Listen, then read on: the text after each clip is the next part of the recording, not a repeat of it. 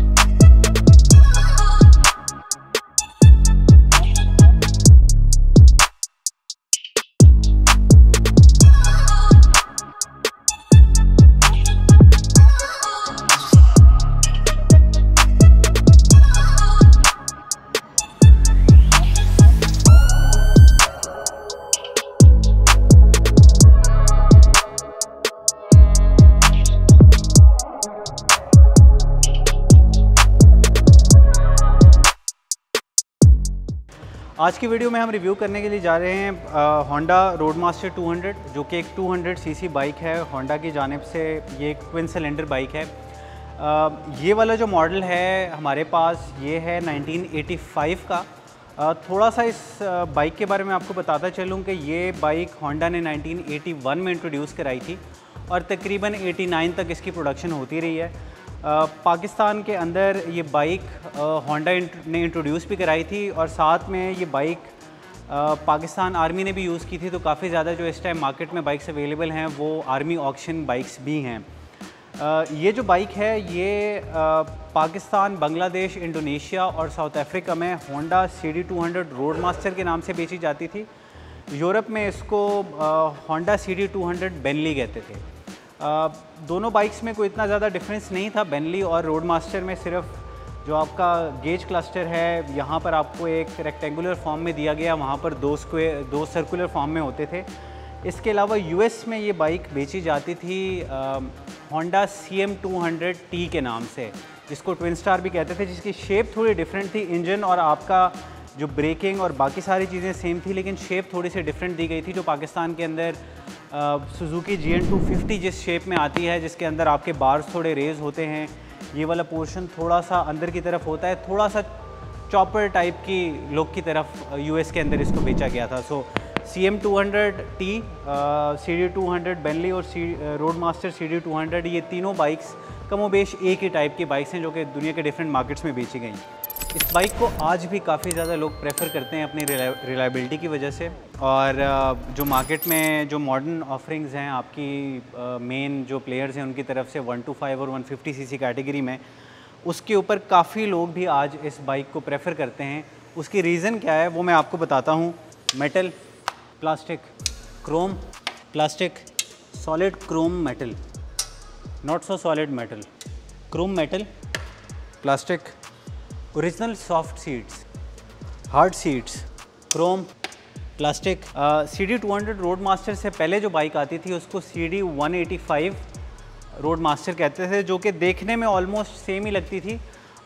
Engine same, body shape almost same, थोड़ा बहुत difference आता था।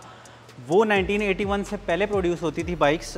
उस बाइक और इस बाइक में डिफरेंस सिर्फ ये है कि जो इंजन का बोर है वो थोड़ा डिफरेंट है और जो कंप्रेशन रेशो है उसका फ़र्क है। इवन दो वो 185 सीसी और ये ऑलमोस्ट 194 सीसी है, लेकिन जो 185 था CD 185 वो भी मार्केट में आजकल अवेलेबल है। उसका टॉर्क और जो पावर की आउटपुट थी वो थोड़ी बेहतर थी। CD 200 में ज़्यादा फोकस किया गया ऑन इकोनॉमी। टॉर्क का नंबर थोड़ा कम था उससे, इवन पावर का नंबर भी थोड़ा कम था। पावर की बात करते चलें तो इस बाइक की जो ये पावर जनरेट करता है वो है 16 हॉर्स पावर, जो कि एक 200 सीसी के लिए काफ़ी एक अच्छा नंबर है। 200 सीसी की जो कैटेगरी है पाकिस्तान में एक बड़ी यूनिक है, इसमें काफ़ी कम ऑप्शंस अवेलेबल हैं। सो हम इस बाइक के कंपटीशन में इस टाइम मार्केट में ऐसा कुछ अवेलेबल नहीं है। प्राइस रेंज की बात करें तो इसकी प्राइस रेंज में जो 150 सीसी की ऑफरिंग्स हैं न्यू बाइक्स में वो थोड़ा लाई करते हैं। अगर इंजन डिस्प्लेसमेंट की बात करें तो उसमें एज सच कोई कंपटीशन अवेलेबल नहीं है या आपके पास कोई और ऑप्शन नहीं है। चाइनीज़ में कुछ अवेलेबल हैं KPR 200, लेकिन वो एक कम्प्लीटली डिफरेंट बॉडी स्टाइल है, वो थोड़ा स्पोर्ट्स स्टाइल में आता है, ये थोड़ा क्लासिक रेट्रो स्टाइल में आता है। देन एक और बाइक है, अगेन वो भी चाइनीज़ में है, जो कि हाई स्पीड की जानिब से 200 सीसी, वो थोड़ा सा चॉपर लुक में दी गई है। लेकिन अगर हम प्योरली अगर इंजन डिस्प्लेसमेंट की बात करें तो आपके पास यही 3 ऑप्शंस मार्केट के अंदर अवेलेबल हैं। जैसे कि मैंने आपको बताया कि इसका इंजन डुअल सिलेंडर है, इसका जो क्रैंकशाफ्ट है वो 360 डिग्री है। ये एक फायरिंग सीक्वेंस होता है जिसको 360 डिग्री कहते हैं। डुअल सिलेंडर में 3 टाइप्स ऑफ आते हैं फायरिंग सीक्वेंस या क्रैंकशाफ्ट, जिसको कहते हैं कि 360 डिग्री क्रैंकशाफ्ट होता है, जो कि इसमें आता है। एक होता है 180 और जो थर्ड टाइप है वो 270 डिग्री होता है। थोड़ा सा आपको मैं इन 3 के डिफरेंस के बारे में बताता चलूँ। सिंस इसमें 2 पिस्टन होते हैं, जो 360 डिग्री होता है उसमें दोनों पिस्टन एक साथ ऊपर नीचे मूव होते हैं, लेकिन एट अ टाइम सिर्फ एक सिलेंडर के अंदर आपका इग्निशन हो रही होती है। सो दोनों सिलेंडर ऊपर गए, एक सिलेंडर के अंदर इग्निशन हुआ, दोनों सिलेंडर नीचे आए, जब दोबारा ऊपर गए तो जो दूसरा सिलेंडर था उसके अंदर इग्निशन होती है। जो 180 डिग्री इग्निशन का साइकिल है उसके अंदर दोनों जो पिस्टन होते हैं वो एक दूसरे के ऑपोजिट जा रहे होते हैं और एट अ टाइम एक पिस्टन के अंदर आपका इग्निशन हो रही होती है। दोनों में डिफरेंस ये है कि जो आपका 180 डिग्री है, जो 180 डिग्री के फायरिंग सीक्वेंस है उसके अंदर जो एक आपका पिस्टन होता है वो दूसरे को काउंटर बैलेंस कर रहा होता है, तो राइड ज़्यादा स्मूथ होती है। राइड इस बाइक में भी काफ़ी स्मूथ है 360 की वजह से, लेकिन सिंस 360 है, बाइक 200 सीसी है, तो एज़ लॉन्ग एज़ आप हाई RPMs पे ना जाएं, तो अगर आप बहुत ज़्यादा हाई RPMs पे ना जाएं तो आपकी राइड स्मूथ रहेगी। इसीलिए ये बाइक्स की कुछ RPMs लिमिटेड होती हैं, 8000-9000 के आसपास ही रहती हैं। जो थर्ड टाइप मैंने आपको बताई है वो 270 डिग्री है। 270 डिग्री ज़्यादातर मॉडर्न डुअल सिलेंडर बाइक्स में आती हैं, जो कि आजकल मॉडर्न होंडा और बाकी सारे जो आपके जो एडवेंचर बाइक्स आती हैं GS 800, 650 BMW के, उसके अंदर होते हैं, जिसके अंदर दोनों जो पिस्टन होते हैं वो एक दूसरे के ऑपोजिट नहीं आ रहे होते, उनमें थोड़ा सा डिस्टेंस होता है, तो उसको 270 डिग्री कहते हैं। साउंड वाइज बात करें तो एक बड़ी सब्जेक्टिव सी बात है, लेकिन ज़्यादातर लोग 270 डिग्री वाले साउंड को ज़्यादा पसंद करते हैं, क्योंकि वो एक जो V-twin इंजन होता है उसकी तरह थोड़ा होता है, जो कि एक अनइवन सी साउंड होती है, लोग उसको ज़्यादा पसंद करते हैं। इवन दो इसकी 360 की साउंड भी काफ़ी अच्छी है, साउंड वाइज जो 180 डिग्री वाले इंजन होते हैं उसको ज़्यादा पसंद नहीं किया जाता, क्योंकि उसको ऑलमोस्ट सिंगल सिलेंडर इंजन की तरह ही साउंड होती है। सो ये थी इंजन की बात। सिंस इसके अंदर 360 डिग्री का फायरिंग सीक्वेंस यूज़ हो रहा है, तो आपका जो इग्निशन सिस्टम है वो भी सिंगल है, और एट द सेम टाइम आपका जो कार्बोरेटर यूज़ हुआ है वो भी सिंगल कार्बोरेटर है, डुअल कार्बोरेटर नहीं है। अगर 270 डिग्री का होता और एक कार्बोरेटेड बाइक होती या तो इसके अंदर आपको डुअल कार्बोरेटर मिलता है। सो सिंगल कार्बोरेटर को मैनेज करना इजी होता है, आपको दोनों कार्बोरेटर्स को मैच नहीं करना होता, उनको सिंक नहीं करना होता, तो उस वजह से भी ये काफ़ी एक रिलायबल बाइक समझी जाती है। फ्रंट से अगर बैक की तरफ जाते हुए अगर हम लोग एक एक चीज़ को अगर कवर करें तो स्पोक व्हील्स आते हैं, कंपनी से आते थे, इसके अंदर अभी भी इसके अंदर स्पोक व्हील्स ही हैं। टायर्स की बात करें तो फ्रंट और बैक दोनों 3x17 इंच के टायर्स होते थे।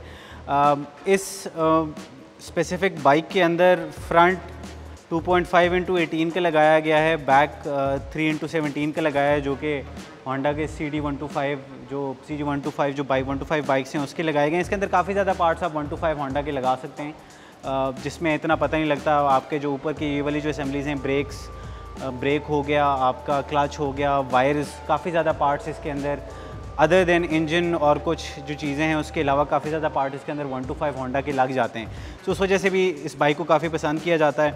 अगर हम फ्रंट और बैक फेंडर की बात करें तो मेटल में है। यहाँ पर मैं आपको बताता चलूँ कि यहाँ पर इसको ब्लू में दिया गया है।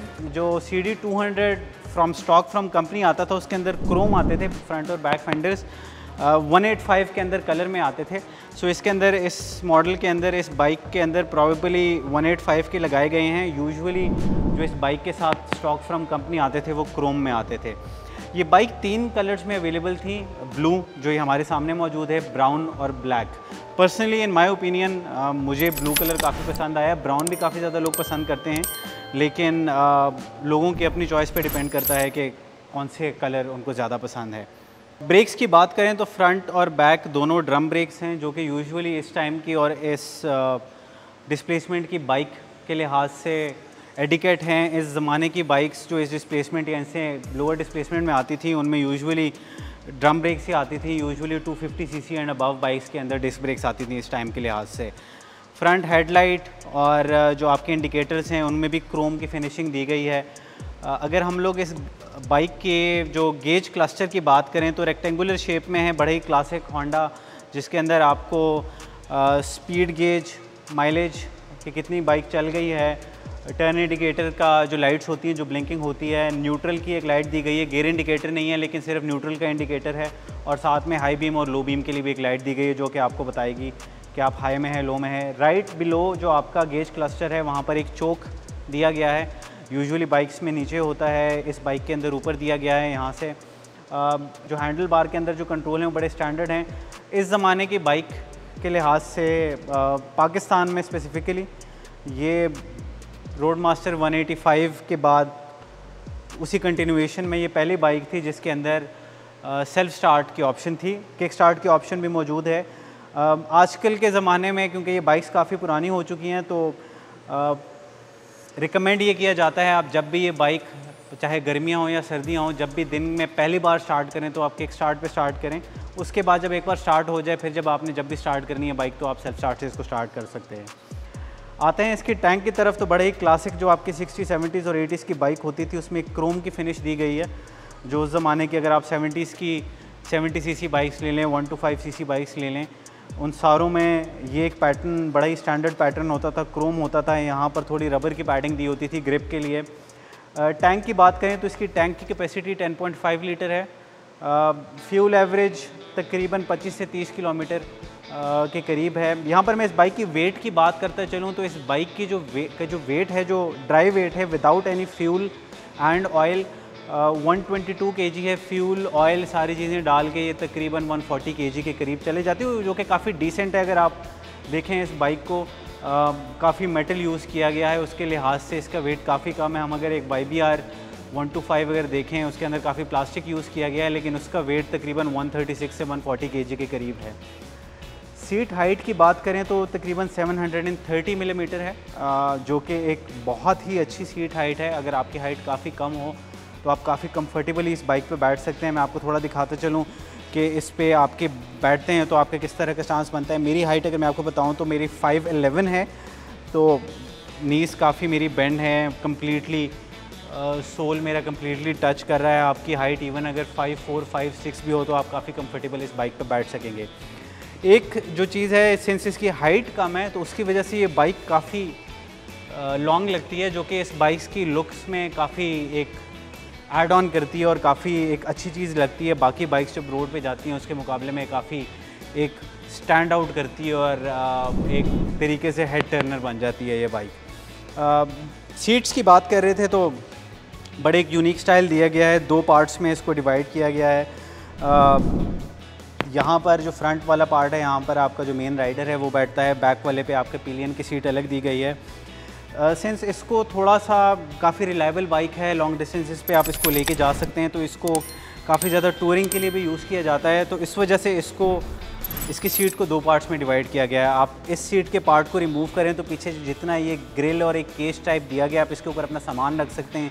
यहाँ पर चीज़ें टाई डाउन करने के लिए आपको पॉइंट्स दिए गए हैं जिसमें आप अपनी जो आपके पास जो रोप्स होती हैं आप उसके थ्रू यहाँ पर चीज़ें लगा सकते हैं। काफ़ी ज़्यादा लोग करते क्या है कि इस सीट और ये जो आपके पास एक ये ग्रिल आया हुआ है इसको रिमूव कर देते हैं, सिर्फ फ्रंट वाली सीट रहने देते हैं। सो ये पीछे आपके एक काफ़ी एक खाली जगह रह जाती है जो कि बाइक की लुक्स में काफ़ी एक एडिशन लेके आती है। काफ़ी लोग इसको पसंद करते हैं। स्क्रीन पे आपके सामने पिक्चर आ रही होगी जिसके अंदर सिर्फ फ्रंट सीट लगाई गई है, पिछली सीट को रिमूव किया गया। सो ये लोगों की अपनी चॉइस पे डिपेंड करता है कि वो किस तरह से इस बाइक को पसंद करते हैं।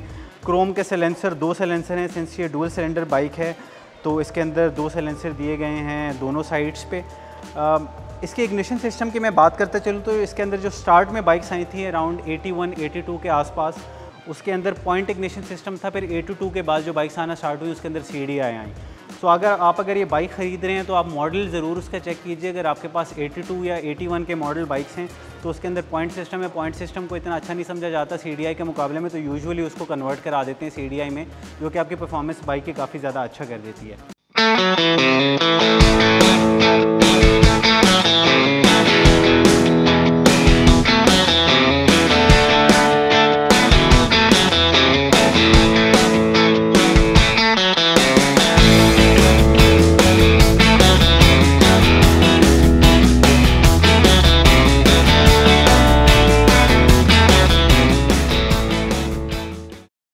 इसके अगर गियर बॉक्स की बात करें तो टोटल 4 गियर्स हैं, जिसमें 1 डाउन और 3 अप आते हैं।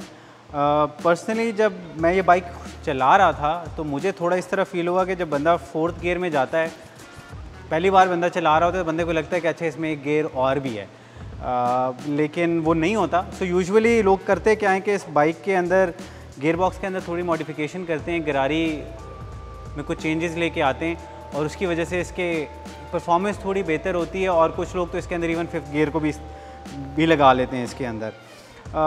इसके अगर हम लोग इंजन ऑयल की बात करें तो इसके अंदर तकरीबन 1.25 लीटर इंजन ऑयल आता है। मेंटेनेंस की तरफ आएँ तो इसकी मेंटेनेंस, सिंस ये पुरानी बाइक है तो कम्प्लीटली डिपेंडेंट है कि आपने बाइक किस कंडीशन में ख़रीदी है। ये जो स्पेसिफ़िक बाइक है, इसके ओनर से जब मेरी बात हो रही थी तो वो कह रहे थे कि पिछले 1 साल के अंदर उन्होंने इसके अंदर सिर्फ 2 महीने बाद इसकी ट्यूनिंग करा लेते हैं। कार्बोरेटर की क्लीनिंग जो होती है वो करा ली, ट्यूनिंग करा ली। हर 1000 किलोमीटर के बाद वो इसका ऑयल चेंज कराते हैं और पिछले कोई साल डेढ़ के अंदर एक बार वो इसके इंजन के जो सील्स हैं उसको फ्रेश करा चुके हैं, क्योंकि थोड़ा सा ऑयल लीक कर रही थी ये बाइक। लेकिन ये कम्प्लीटली डिपेंडेंट होती है ये बाइक के आपने किस कंडीशन में ख़रीदी है। 35 से 40 साल पुरानी बाइक्स हैं तो वो कम्प्लीटली डिपेंड करता है कि आपने किस कंडीशन में ख़रीदी हैं। लेकिन ओवरऑल काफ़ी रिलायबल बाइक्स हैं।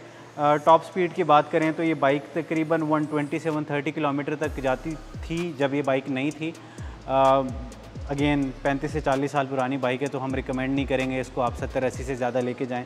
मैं भी जब ये बाइक चला रहा था, जब 70-80 पे गया तो थोड़ी ज़्यादा वाइब्रेशन फ़ील हो रही थी। सिंगल सिलेंडर के मुकाबले में फिर भी काफ़ी कम फ़ील हो रही थी, लेकिन अगेन आपको थोड़ी सी फुट पैक्स के अंदर थोड़ी सी फ़ील होती है, सीट के अंदर थोड़ी सी आपको वाइब्रेशन फ़ील होती है।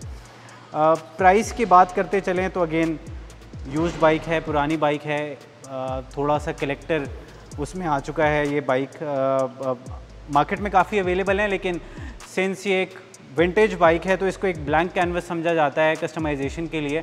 लोग इसको ख़रीद के इसके अंदर काफ़ी कस्टमाइजेशन करते हैं, ब्राट लुक में, कैफ़े रेसर लुक में, बॉबर लुक में। काफ़ी लोगों ने इसके अंदर 250 सीसी के इंजन भी लगाए हैं, तो उसकी वजह से इसकी प्राइस काफ़ी वेरी करती है। लेकिन अभी अगर आप OLX पे जाके ये बाइक अगर आप सर्च करेंगे तो इसकी प्राइस समवेयर बिटवीन 2,90,000 से लेके 4,25,000 के करीब पड़ती है, डिपेंडिंग ऑन कंडीशन, कितनी चली हुई है, बाइक के अंदर ओरिजिनल पार्ट्स हैं या कुछ पार्ट्स चेंज किए गए हैं, सारी उन चीज़ों पे डिपेंड करते हैं। सो अगर आप ये बाइक ख़रीदना चाहते हैं तो आप OLX पे जाएं, रोडमास्टर 200 लिखें या सिंपल 200 सीसी का अगर आप कीवर्ड सर्च लिखेंगे तो आपके सामने काफ़ी ज़्यादा ऑप्शंस आएंगी, उनमें से आप अपनी बाइक पसंद करें। अगर आपको ये बाइक पसंद आती है तो ख़रीदें और हमें कमेंट सेक्शन में ज़रूर बताना ना भूलिएगा कि आपको ये बाइक कैसी लगी। अगर आप ये बाइक ओन करते हैं तो इस बाइक के बारे में अगर कोई पॉइंट अगर हम मेंशन करना भूल गए तो हमें बताना ना भूलिएगा। अगर आपको ये कंटेंट पसंद आया तो हमारे सोशल मीडिया हैंडल्स को लाइक करें, सब्सक्राइब करें, यूट्यूब के चैनल को सब्सक्राइब करें, बेल का आइकन को प्रेस करना ना भूलिएगा ताकि आने वाली वीडियोस की नोटिफिकेशन आपको मिलती रहें और आप हमारे इसी तरह का कंटेंट देखते रहें। मिलते हैं अगली वीडियो में। अल्लाह हाफ़िज़।